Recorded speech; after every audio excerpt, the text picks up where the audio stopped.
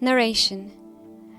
When the body of the only Son of the Blessed Virgin and Mother Mary was placed and enclosed in the tomb, Mary, accompanied by the Apostle John, Mary Magdalene, and other good women, returned to their home and there spent the night together.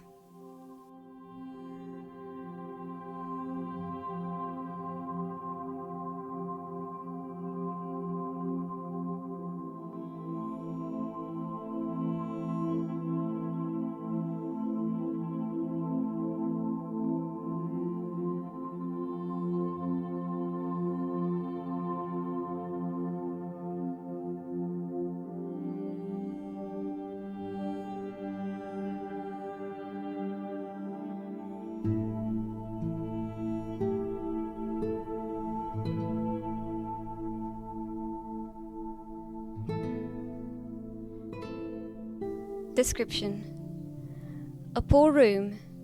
Mary, the widow Mother Virgin, sitting on her bed.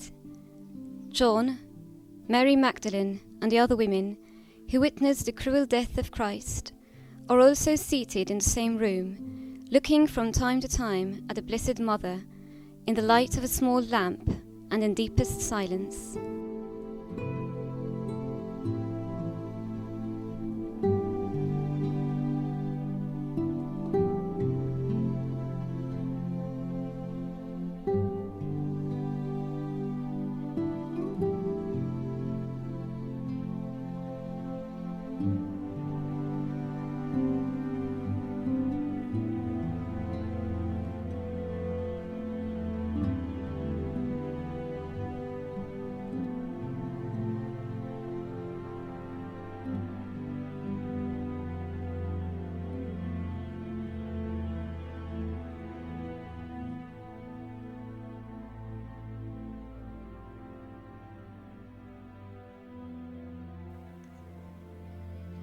Thoughts.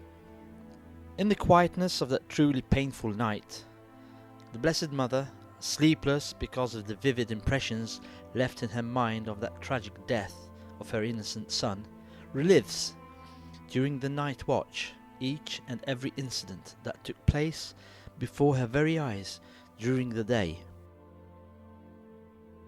Crowds of people, shouting, a darkened sun, the cross, the nails, the lance, the soldiers, the sponge, ropes, a receptacle with vinegar, the garment split in 4 pieces, the centurion, Joseph of Arimathea, Nicodemus, the tomb, the shroud, the inscription, the carrying of the body to the grave, in her arms the divine body pierced and unrecognizable.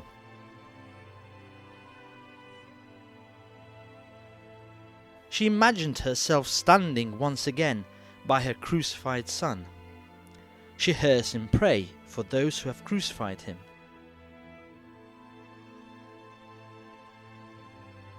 She hears him assure heaven of the repentant thief who reproached his companions for insulting Jesus.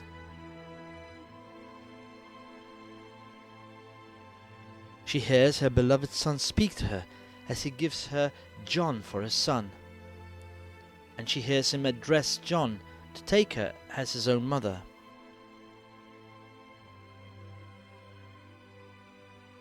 She hears him say to his father, my God, why have you forsaken me?" And these words of Christ, she watches a soldier place a sponge, dipped in vinegar, against the lips of Jesus.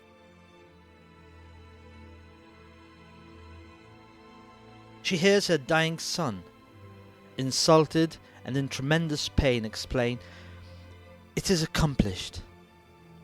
She hears that great cry, "Father, into your hands I commend my spirit."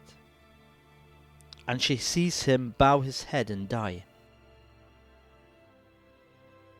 What a terrible night it was for her.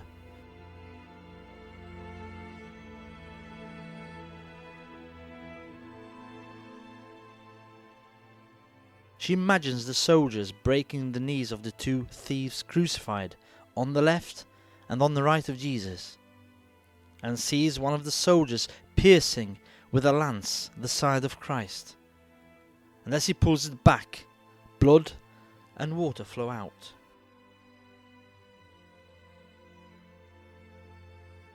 She looks at the crowd, trembling with fear at the sudden darkness and the earthquake as they strike her chest on their way back home. Once again, she feels in her arms the weight of Jesus' dead body, covered with wounds. She sees Joseph of Arimathea and Nicodemus taking him away from her, anointing him with spices and then shrouding him. She joins in the burial procession. With the widow of Nain, she looks at the tombstone as it rolls back and hides from her the object of her love. Passing through those same places on her way back home, where she is now, she imagines seeing and hearing everything once more. What a terrible night for Our Lady. What a cruel repetition it was.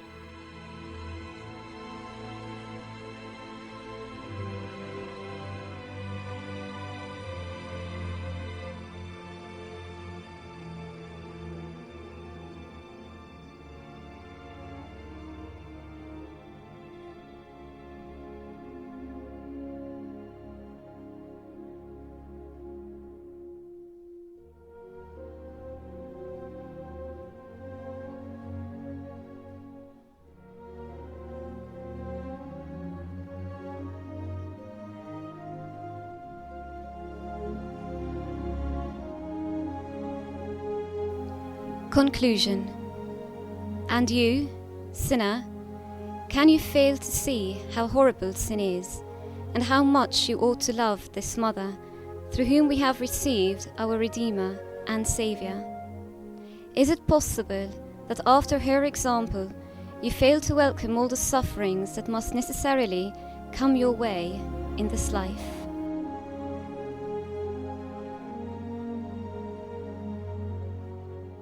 Prayer.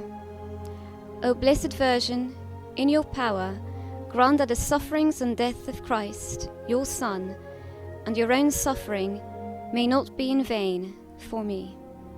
Amen.